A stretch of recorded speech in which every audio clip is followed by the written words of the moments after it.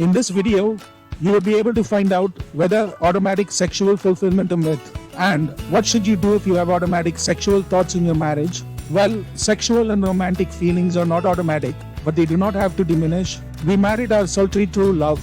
Our sexual chemistry is great at the start of our fairy tale romance, and we make love whenever we can. This excellent person goes above and above to meet our requirements without being asked. We marvel at how they know what our needs are. In sexual bliss, our lover attends to our body, strokes us, kisses us, glories over us. The sense of oneness feels like symbiotic perfection.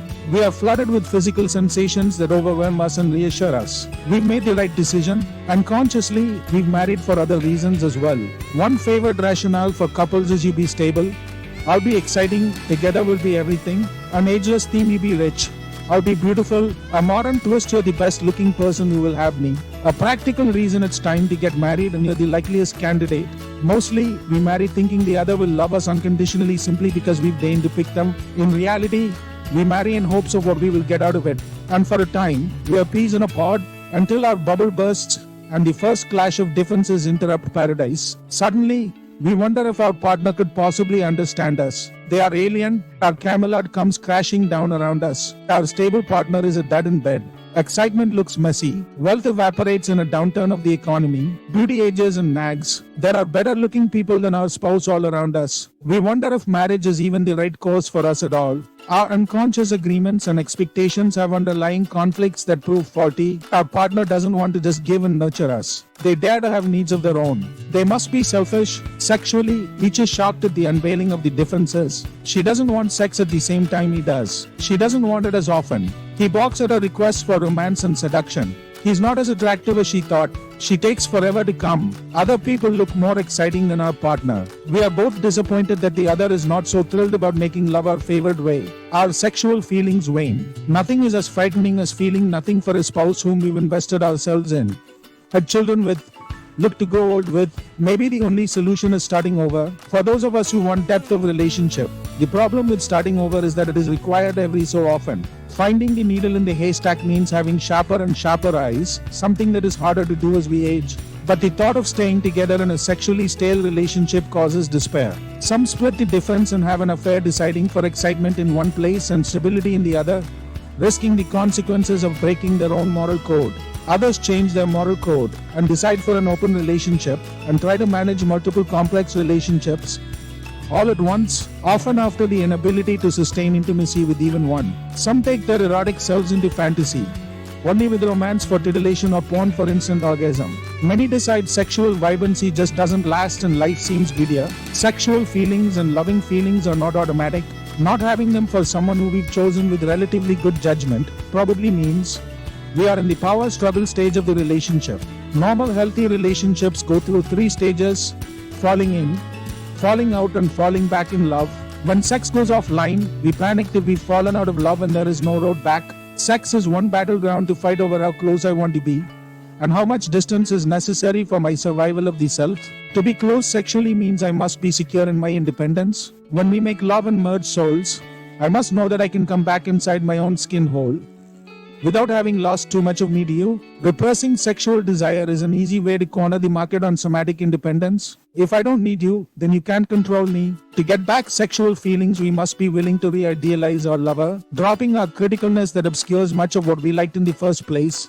We begin to see the other's virtues, perhaps their sudden attractiveness across a crowded party, their kindness, their aliveness in the presence of others. We must risk asking for what we want directly, and we must commit to giving love in the way that the other receives it best. We must acknowledge separateness and enjoy differentness. Interest is not just being caught by what glitters, but rather an investment of depth and intention in who another is. Now let us see how to deal with all of your irrational sexual fantasies about other people. It's natural to fantasize about having sex with random strangers. Asterisk, these ideas might cause guilt and embarrassment in an intimate connection. Nevertheless, these thoughts are only sexual energy that can be redirected back toward your spouse. Has this ever happened to you? You're walking down the street and out of the corner of your eye, you notice a strikingly beautiful man or woman. You turn your gaze toward them and without knowing why, you find yourself drawn to the sight of this person. Seconds later, you may even find yourself lost in a mental daydream,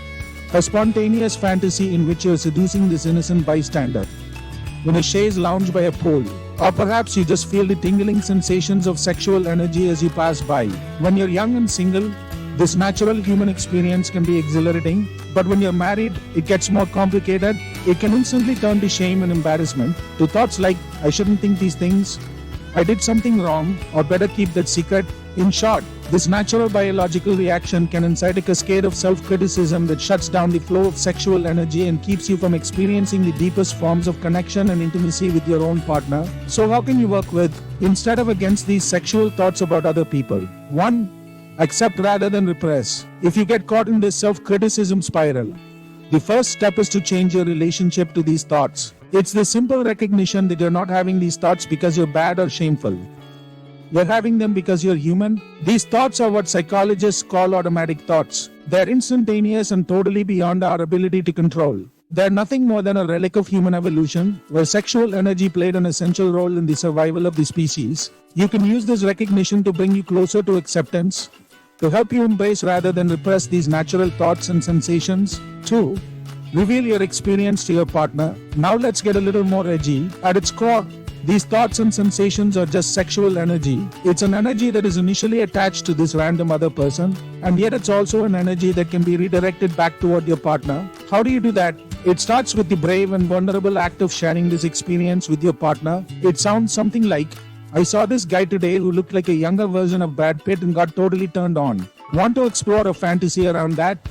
Or, when I was standing in line at the grocery store, the woman in front of me was insanely hot, and I got so turned on that I couldn't wait to see you. The shift here is simple. All you have to do is reveal your experience, but it's not always easy. It's a radically vulnerable act that requires a high degree of trust and curiosity from both of you.